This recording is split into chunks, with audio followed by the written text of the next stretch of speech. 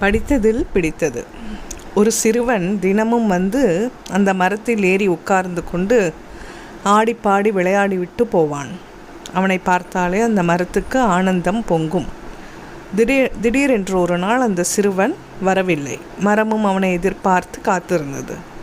சில நாள் கழித்து அந்த சிறுவன் வந்தான். அந்த மரம் சந்தோஷத்துடன் அவனை பார்த்து, ஏன் இவ்வளவு நாள் வரவில்லை, உனக்கு என்ன பிரச்சனை என்று கேட்டது. என் நண்பர்கள் எல்லோரும் அழகழகாய் பொம்மைகள் வைத்திருக்கிறார்கள், ஆனால் என்னிடம் மட்டும் ஒன்றும் இல்லை என்றான். கவலைப்படாதே, இந்த மரத்தில் உள்ள பழங்களை எடுத்து சென்று கடையில் விற்று பொம்மை வாங்கிக்கொள், என்னை பார்க்க அடிக்கடி வந்து கொண்டிரு என்றது. அவனும் மகிழ்ச்சியுடன் பழங்களை பறித்து சென்றான். மறுபடியும் அவன் வரவே இல்லை. மரம் அவனுக்காக ஏங்கியது. பல வருடம் கழித்து ஒரு நாள் வந்தான். அவன் முகத்தில் கவலை தெரிந்தது. இப்போது அவன் வளர்ந்திருந்தான். அவனை பார்த்ததும் மரத்துக்கு ஏக சந்தோஷம். வா, என்னிடம் வந்து விளையாடு, இந்த கிளையில் ஏறி அமர்ந்து பாட்டு பாடு என்றது. அதற்கு அவன், இல்லை, இப்போது வயதாகிவிட்டது, எனக்கு மனைவி குழந்தைகள் உள்ளனர், ஆனால் நாங்கள் வசிக்க சொந்தமாக நல்ல வீடு இல்லை, வீடு வாங்க என்னிடம் பணம் இல்லை. மரம் உடனே சொன்னது, பரவாயில்லை, உனக்கு கொடுக்க என்னிடம் பணம் காசு இல்லை, அதற்கு பதில் என்னுடைய கிளைகளை வெட்டி எடுத்துச் செல், அதில் ஒரு வீடு கட்டிக்கொள் என்றது. அவனும் கோடாரியால் கிளைகளை வெட்டத் தொடங்கினான். இப்படி ஒரே அடியாக என்னை பார்க்காமல் இருக்காதே, முடிந்தவரை வருடம் ஒரு முறையாவது வந்து பார்த்து செல் என்றது. வேண்டிய கிளைகளை வெட்டி எடுத்துச் சென்றான். அதற்கு பின் பல வருடங்கள் வரவில்லை. அவன் வருவான் என்று மரமும் நித்தமும் காத்திருந்தது. பல வருடங்கள் கழித்து பார்க்க வந்தான். மரம் அவனை பார்த்து ஆனந்த கூத்தாடியது. அவன் எப்போதும் போல் சோகமாக இருந்தான். ஏன் இப்படி இருக்கிறாய் என்று மரம் கேட்டது. என் மீன் பிடி படகு உளுத்து விட்டது, படகு இல்லாததால் மீன் பிடிக்க முடியவில்லை, அதனால் வருமானம் இல்லை, நாங்கள் மிகவும் கஷ்டப்படுகிறோம் என்றான். மரம் துடித்து போனது. நான் இருக்கிறேன், என்னுடைய அடிமரத்தை வெட்டி எடுத்துக்கொள், இதை வைத்து நீ பெரிய படகு கட்டிக்கொள் என்றது.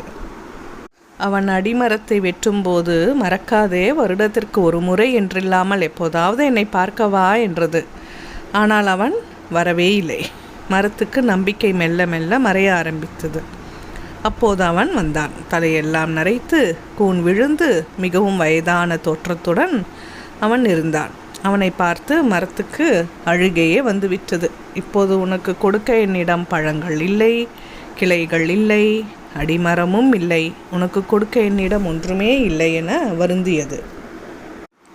அவன் சொன்னான், நீ பழங்கள் கொடுத்தாலும் அதை கடிக்க எனக்கு பற்கள் இல்லை, வீடு கட்டவும் படகு செய்யவும் என்னிடம் சக்தி இல்லை, எனக்கு இப்போது ஓய்வு மட்டுமே தேவைப்படுகிறது என்றான்.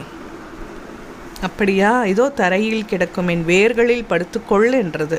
அவனும் அந்த வேர்களில் தலை வைத்து படுத்துக்கொண்டான். இந்த சுகத்துக்கு தான் அந்த மரம் பல வருடங்கள் ஏங்கி தவித்தது. இப்போது அந்த ஏக்கம் நிறைவேறியது. அந்த மரம் ஆனந்த கண்ணீர் விட்டது.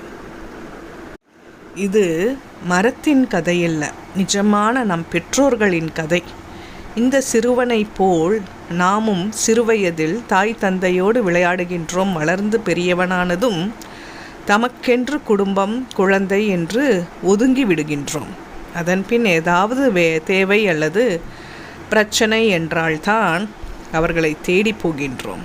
நம்மிடம் இருப்பவை எல்லாம் அவர்கள் கொடுத்தது என்பதை புரிந்து கொள்ளுங்கள். நம்மால் அவர்களுக்கு எதுவும் கொடுக்க முடியாது. நம்முடைய பாசம், அன்பு, நேரம் தவிர அவர்கள் விரும்புவதும் அதுதான். படித்தேன், பகிர்ந்தேன்.